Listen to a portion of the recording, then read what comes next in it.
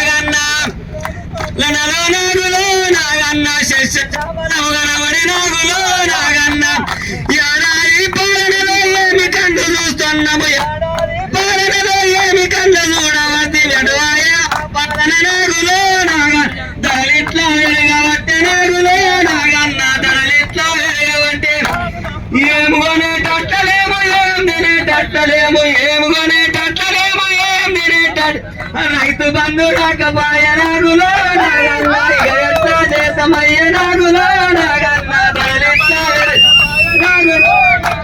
ధరలిట్లా విరగబట్టే నాగులో ధరలిట్లా విరగబట్టే రైతు బోనసేమో కళ్ళకేమో చూడకస్తే రైతు బోనసేమో కళ్ళకేమో చూడకస్తే నడువాయే బోనమంత నాగులో మరి పాలనలు మల్లు వాడనాగులో వాడనాగులో నాగన్న ఊరూరికి చూస్తేనే వాడుకురికి పడుతుంటే ఊరూరుకు చూస్తేనే వాడుకురికి పడుతుంటే ఉరుకులేరు పలుకులేరు నాగులో నాగన్న మనమెట్లా బతుకుదాము నాగులో మనమెట్లా బతుకుదాము ఏం కొనేటట్టలేము ఏం తినేటట్టలేము ఏం కొనేటట్టలేము ఏం తినేటట్టలేము నాగు ధరలిట్లా విరగబట్టే నాగు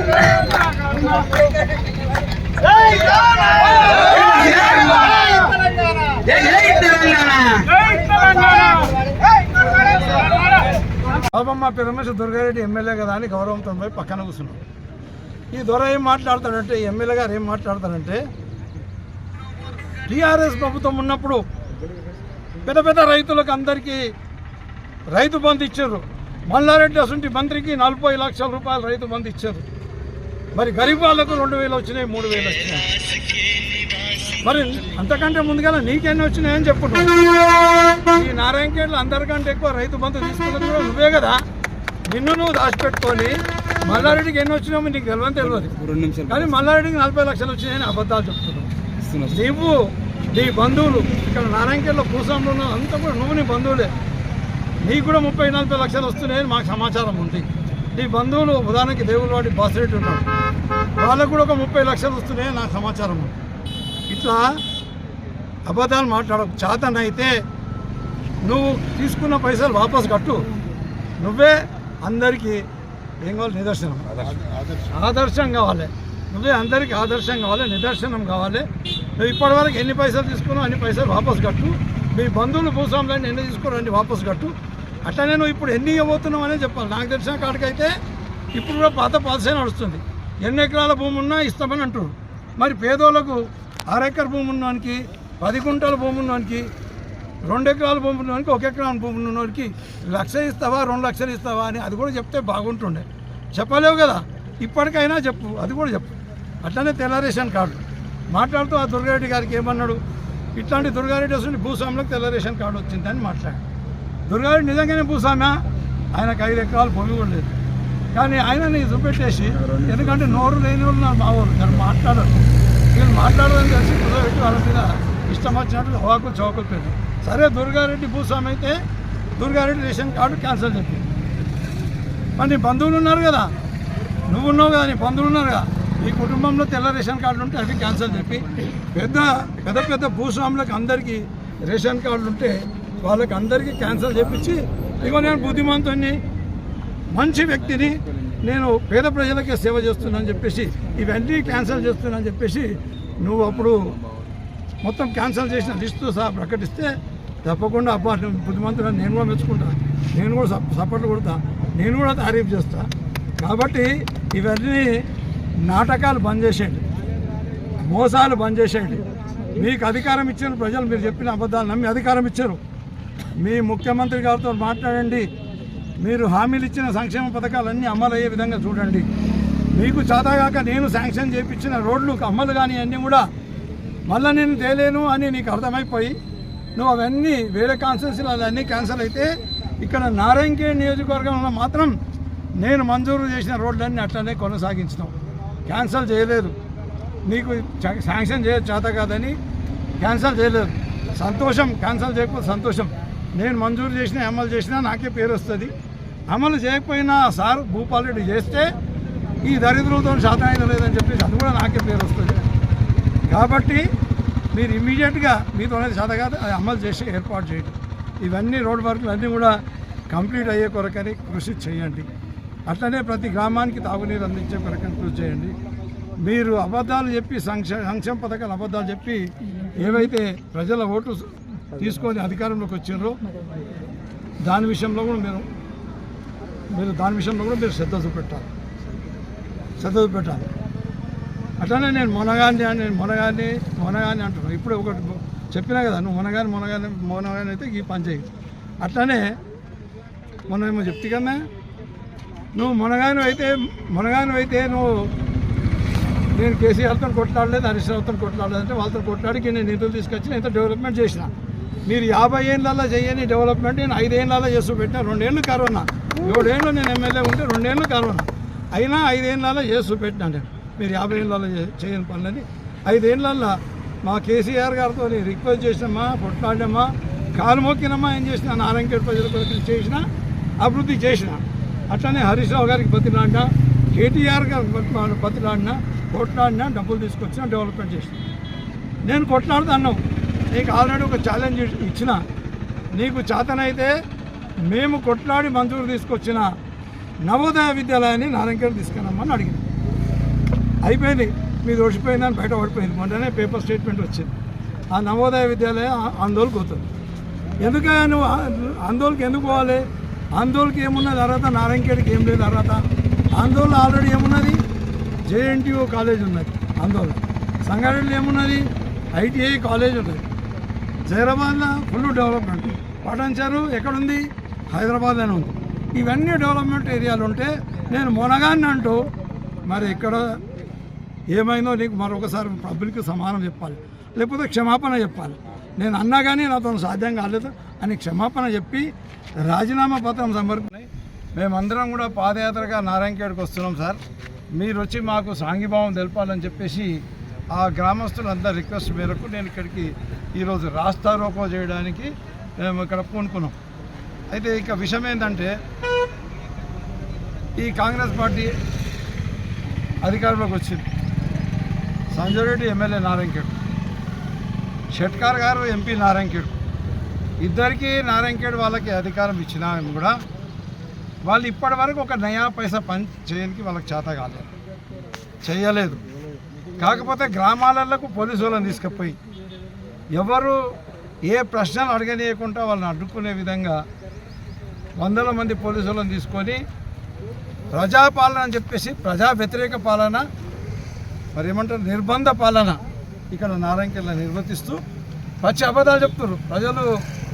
ప్రజలకు అన్నీ తెలుసు, ప్రజలు మీరు చెప్పిన మాటలు నమ్మరు, కానీ మీరు అబద్ధాన్ని నిజం చేసి చూపిద్దామని చెప్పేసి ఆలోచన చేస్తారు. ఉదాహరణకు చెప్తున్నా, ఈ 5 గ్రామాలని తాండాలకు అభివృద్ధి చేసిందే టీఆర్ఎస్ పార్టీ. అన్ని రంగాల వాళ్ళకు తాగునీరు ఇచ్చింది మేమే, సీసీ రోడ్లు వేసింది మేమే, ఇంకా ఊళ్ళకు డాంబర్ రోడ్ వేసింది మేమే, నీళ్ళు తాగిన కొరకు ట్యాంకులు కట్టించింది మేమే. ఇది అన్ని కార్యక్రమాలు మేమే చేస్తాం. అవన్నీ లిస్టు అది చెప్పమంటే ఇప్పుడు లిస్టు అది ఒక్క 2 నిమిషాలు చెప్తాను. నేనేం చేయలేదు అన్నారు కాబట్టి, వీళ్ళు అబద్ధాలు మాట్లాడారు కాబట్టి ఆ లిస్టు గురించి ఇప్పుడు చెప్పాలి. ఈ అనంత్ సాగర్ బండ్రంపల్లి రోడ్డుకు మా ప్రభుత్వం అధికారంలోకి రాగానే బీటీ రెన్యువల్ మంజూరు చేస్తాం. ఇంతకుముందు వీళ్ళందరి పేరు చెప్పారు, నేను చెప్పాల్సిన అవసరం లేదు. ఆ బీటీ రెన్యువల్ కాంట్రాక్ట్ వరకు ఈ కాంగ్రెస్ నాయకుడు తీసుకొని నాణ్యమైన పని చేయకుండా డబ్బులు కాజేసి ఆ రోడ్ని అధ్వానమైన పరిస్థితికి తీసుకొచ్చింది. దాన్ని తిరిగి రిపేర్ చేసే కొరకని మళ్ళీ డాంబర్ వేయించే కొరకని నేను పంచాయరాజ్ డిపార్ట్మెంట్లో 1,48,00,000 రూపాయలు బీటీ రెన్యువల్ కొరకని శాంక్షన్ చేసిన కాంట్రాక్టర్లు కూడా మాట్లాడినా, కాంట్రాక్టర్లు ముందుకు వచ్చి చేయడానికి సిద్ధమైనా వీళ్ళు ఎమ్మెల్యే గెలవగానే వీళ్ళు వాళ్ళకు డబ్బులు డిమాండ్ చేశారు, కమిషన్లు డిమాండ్ చేశారు. ఆ కమిషన్లకు భయపట్టి కాంట్రాక్టర్లు టెండర్ వేయడానికి వస్తలేరు, పని చేయడానికి వస్తలేరు. ఇది పంచాయరాజ్ డిపార్ట్మెంట్లో 1,48,00,000 రూపాయలు మంజూరు చేసినాం. ఇదే రోడ్డుకి ఆర్ఎండ్బి డిపార్ట్మెంట్కి ఇది హ్యాండ్ ఓవర్ చేసినా కాబట్టి ఏదో ఒక డిపార్ట్మెంట్ ద్వారా చేపియాలి, తొందరగా చేపియాలి ఇలా రోడ్ అని చెప్పేసి ఆర్ఎండ్బి డిపార్ట్మెంట్లో కూడా 3 కోట్ల రూపాయలు కూడా మనం మంజూరు చేయడం జరిగింది. 3 కోట్ల రూపాయలు మంజూరు చేయడం జరిగింది. అదే మాదిరిగా ఒక మియాపూర్ తాండా ఉన్నది. మియాపూర్ తాండాకు 1,32,00,000 రూపాయలు మియాపూర్ తాండాకు కూడా మంజూరు చేసినాం. వీళ్ళకు పోవడానికి ఇబ్బంది అవుతుంది. ఒకవేళ ఈ రోడ్డు బాగాలేకపోతే అంతవారి రోడ్డు కూడా వాళ్ళేసి మొత్తం పైసలు కాజేసి అది పనికి రాకుండా చేసారు అని చెప్పేసి సత్యగామ ఎక్స్ రోడ్ నుంచి అంతవారికి పోయే కొరకని దానికి 32,00,000 రూపాయలు దానికి కూడా మంజూరు చేసినాం. 33,00,000 రూపాయలు. ఇవే కాకుండా గ్రామాలలో మొత్తం సీసీ రోడ్లు మేమే చేసినాం. అవన్నీ చెప్పాలంటే ఇక చాలా మరి 33,00,000 రూపాయలు సీసీ రోడ్లు మంజూరు చేసినాం. 40,00,000 రూపాయలు అనంత్ సాగర్లో సీసీ రోడ్లు మంజూరు చేసినాం. 60,00,000 రూపాయలు జోకర్లో సీసీ రోడ్లు మంజూరు చేసినాం. అదే మాదిరిగా సత్యగామలో కూడా 40,00,000 రూపాయలు సీసీ రోడ్లు మంజూరు చేసినాం. ఇంకా మిషన్ భగీరథ ద్వారా ఇంటింటికి నీళ్లు సప్లై చేసే కొరకని వాటర్ ట్యాంక్ ఒకటి 33,00,000 రూపాయలతో ఒక వాటర్ ట్యాంక్ మంజూరు చేసినాం. ఒకటి 23,00,000 రూపాయలతో ఒకటి వాటర్ ట్యాంక్ మంజూరు. ఏమైంది, నేను ఎమ్మెల్యే ఉన్నప్పుడు ఆ 33,00,000 ట్యాంక్ పూర్తి చేసి నీళ్లు గ్రామానికి సప్లై చేస్తాం. అయినా సరిపోతలేమని ఇంకో 23,00,000 రూపాయలది పని ప్రారంభించిన తర్వాత వీళ్ళు కమిషన్ల ఒత్తిడి వల్ల కాంట్రాక్టర్ అక్కడికి ఆపేసి పారిపోయింది. ఇంటింటికి పైప్ లైన్లు వేసినాం. అక్కడ అనంత్ సాగర్లో ఒకటి డంప్యార్డ్ మన గోదాం కట్టించినాం. రైతులకు ఉపయోగపడుతుందని 50,00,000 రూపాయలతో గోదాం కట్టించినాం. వీళ్ళు రైతులందరూ మీటింగ్ పెట్టుకునే కొరకని రైతు వేదిక కట్టించినాం. అదే మాదిరిగా ఆ ఊరు ప్రతి రూట్లో ఉన్న ప్రతి గ్రామానికి కూడా డంప్యార్డ్ కట్టించినాము, క్రిమేటోరియం కట్టించినాము, పల్లె ప్రకృతి వనం పెట్టించినాం, సైన్స్ ల్యాబ్ అనంత్ సాగర్లో సైన్స్ ల్యాబ్ కట్టించినాం. ఈ రకంగా ఇవన్నీ డెవలప్మెంట్ చేసినాం. మా దగ్గర ఆధారం ఉన్నది. మీకు చేతనైతే నేను వాళ్ళకిద్దరికి రిక్వెస్ట్ చేస్తున్నాను, మిమ్మల్ని ప్రజలు నమ్మి మీ అబద్ధాలు నమ్మి మిమ్మల్ని గెలిపించారు. మీకు చేతనైతే ఏదైనా టైం ఫ్రేమ్ పెట్టి ఆ టైం లోపల మీరు ఈ పనులన్నీ కూడా పూర్తి చేయించే ఏర్పాటు చేయాలి. లేని ఎడల మాకు చేత కాదని చెప్పేసి రాజీనామా పెట్టాలి. కానీ మీరు ఈ రకమైన అబద్ధాలు మాత్రం మీరు చెప్పకూడదని చెప్పేసి నేను వాళ్ళకి విజ్ఞప్తి చేస్తున్నా. మీరు రాజీనామా పెడితే మళ్ళీ ఎన్నికలు అవుతాయి. ఎవరైనా సమర్థుడు ఎమ్మెల్యే అయితే నాకు కాకపోతే ఇంకోటి సమర్థుడు అనిపిస్తే, లేకపోతే మీరే సమర్థుడు అనిపిస్తే మీకే ఓట్లు వేస్తారు. అప్పుడు గెలిచిన వాళ్ళు అన్న ఈ రోడ్డు చేయించే అవకాశం ఉంటుంది. కాబట్టి ఆ రకంగా మీరు చేతనైతే పని చెప్పండి, చేత కాకపోతే రాజీనామా చేయండి, అబద్ధాలు చెప్పుకుంటూ తిరుగుతాం. ఇంకా ప్రజా సమస్యలు ఎన్నెన్నో ఉన్నాయి, ప్రజా సమస్యలు లేవని కాదు. సంక్షేమ పథకాల విషయానికి వస్తే ఎన్ని మాటలు చెప్పారు అబద్ధాలు. ప్రజలు మోసపోయి మీ మాటలు నమ్మి ఓట్లు వేసారు.